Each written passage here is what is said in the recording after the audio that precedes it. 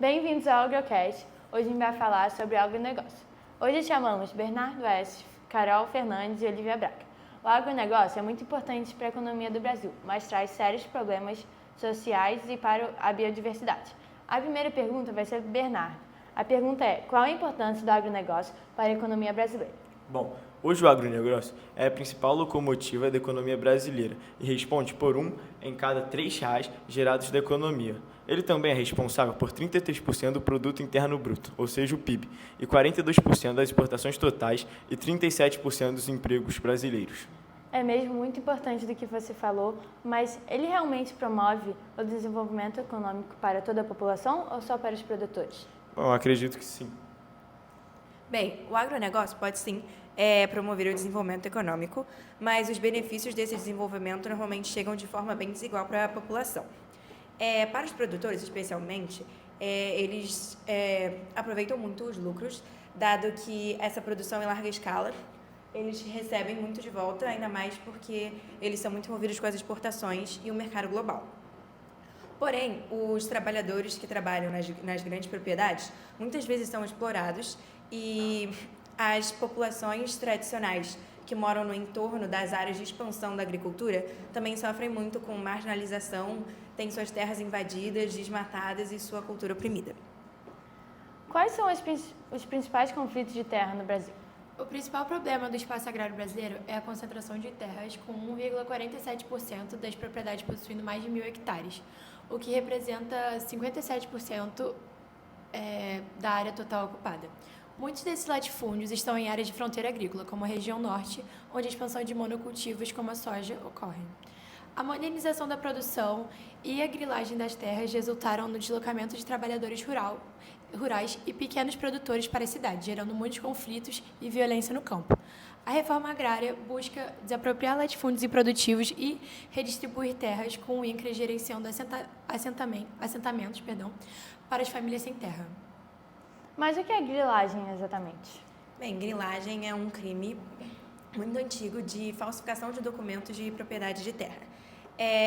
A grilagem está presente no Brasil desde a época do Império, quando as pessoas redigiam documentos falsos, botavam esses papéis numa caixa com grilos dentro, e aí o que deixava as fezes do grilo deixavam os papéis com aparência amarelada de antigos, e eles também comiam as bordas do papel.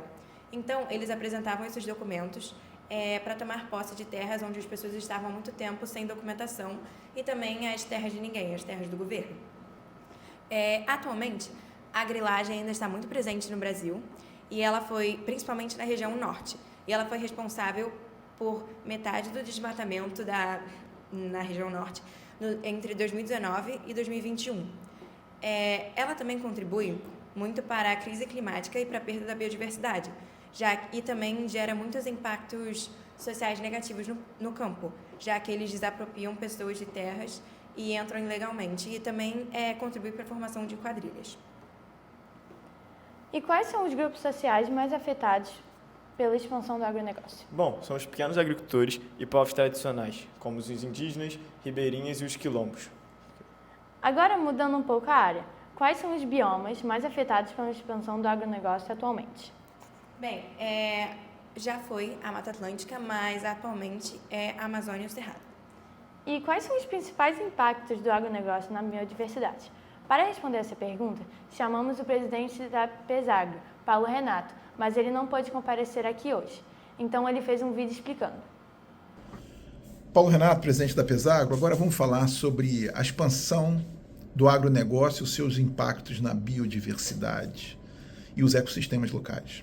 Isso tem se tornado um problema sério no mundo porque a gente precisa produzir alimentos para viver e precisa preservar o meio ambiente. E existe uma briga muito grande entre o agronegócio e os ecologistas. Uma briga que não deveria existir, porque, sem dúvida nenhuma, não existe a possibilidade de nós sobrevivermos sem os dois.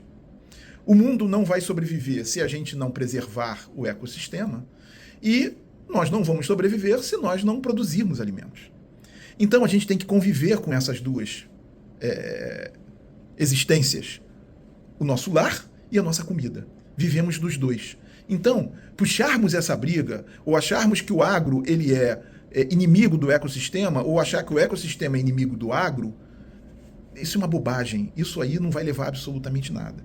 O que nós precisamos entender é que hoje a gente tem que produzir muito mais com muito menos. A gente tem que produzir mais alimentos usando menos água, menos terra, menos agrotóxico, menos químicos, menos produtos que venham agredir o meio ambiente. Mas a gente tem que produzir mais. Né? Segundo a ONU, hoje a gente tem 8 bilhões de habitantes, mas nós vamos ter 10 bilhões em 20, 30 anos. Né? Hoje a gente tem, segundo ainda a FAO, que é o organismo da ONU, a gente tem aí 700 milhões de pessoas que têm com seríssimas restrições alimentares, passando fome porque não tem alimentos. E isso vai se agravar. Então a gente precisa produzir muito. Eu vou dar um dado que eu acho muito importante. A gente diz muito que o Brasil ele não preserva as suas áreas. As áreas de agricultura no Brasil, elas somam 78 milhões de hectares. Isso é 9% da nossa área total do Brasil. Isso eu estou falando agricultura. Então é muito pouco para um país que é um dos maiores exportadores de grãos, um dos maiores exportadores de suco de laranja, um dos maiores exportadores de café, um dos maiores exportadores de algodão. Então, se a gente analisar a agricultura pura e simples, ela tem uma área muito pequena diante da expressividade daquilo que a gente exporta. A pecuária é um pouco maior. Mas se a gente juntar a pecuária com a agricultura, a gente não chega a 30% da nossa área. Mas essa é a realidade que a gente tem que preservar. A gente não pode destruir o meio ambiente, mas a gente não pode perder de vista que a gente tem que produzir alimentos. Né? Então, essa dicotomia que a gente vê todo dia no jornal, essa briga, na verdade a gente não pode alimentar isso.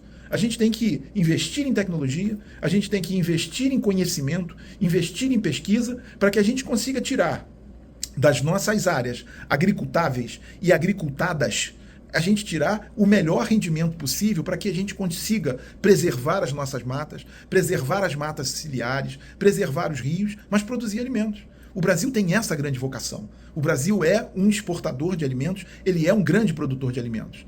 Então, preservamos, mantemos as nossas matas, mantemos as nossas florestas, mas não vamos perder de vista que a gente precisa produzir alimentos para viver. Então, não alimentem essa briga, não sustentem que um é inimigo do outro, porque não pode ter inimigo. A gente não tem plano B, a Terra só tem plano A. Adicionando mais algumas coisas ao que ele disse, o modelo do agronegócio colabora com a emissão de gases do efeito estufa, o que tem alterado de maneira cada vez mais severa o clima brasileiro. O uso de defensivos agrícolas e agrotóxicos também são muito prejudiciais para o equilíbrio ambiental. Esse modelo agrícola baseado na monocultura e pecuária bovina, voltado para a exportação, tem impacto na destruição da manta vegetal brasileira. É simplesmente suicida para a própria cultura do agronegócio, para a sociedade brasileira e para toda a nossa biodiversidade. E qual o maior potencial da floresta amazônica?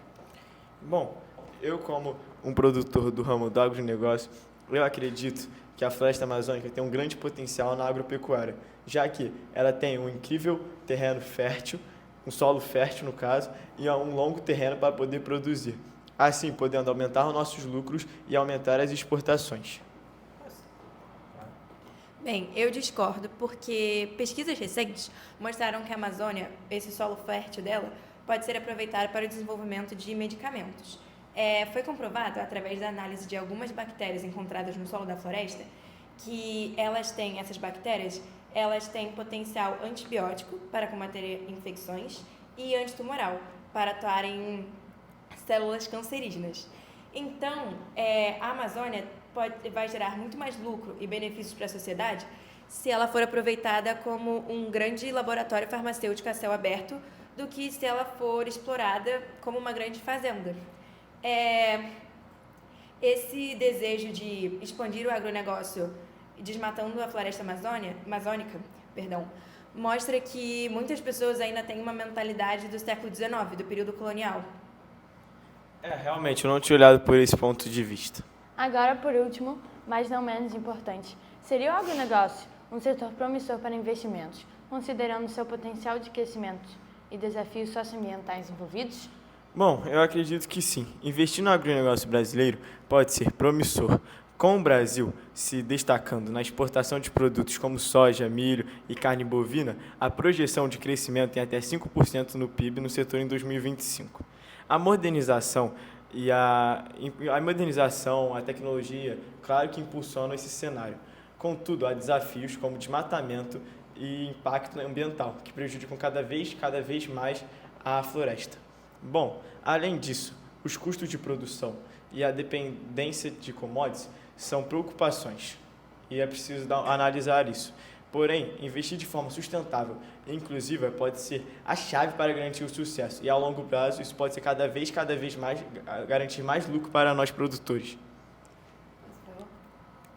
Bem, concluindo aqui a nossa discussão sobre o agronegócio, é possível perceber que é preciso que haja um incentivo para práticas agrárias mais conscientes e com uma pegada de sustentabilidade, porque a sustentabilidade ela favorece não só o meio ambiente, mas ela também aumenta a produtividade das empresas e diminui os gastos futuros.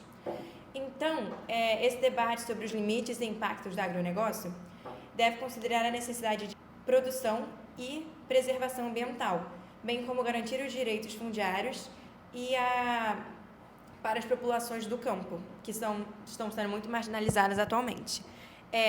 Logo, essa busca por um modelo de desenvolvimento mais sustentável continua sendo inclusivo, mais sustentável e inclusivo, continua sendo um grande desafio para o Brasil. Muito obrigado por assistir e muito obrigado por esses convidados maravilhosos. De nada. Tchau, Muito gente. obrigado. Tchau.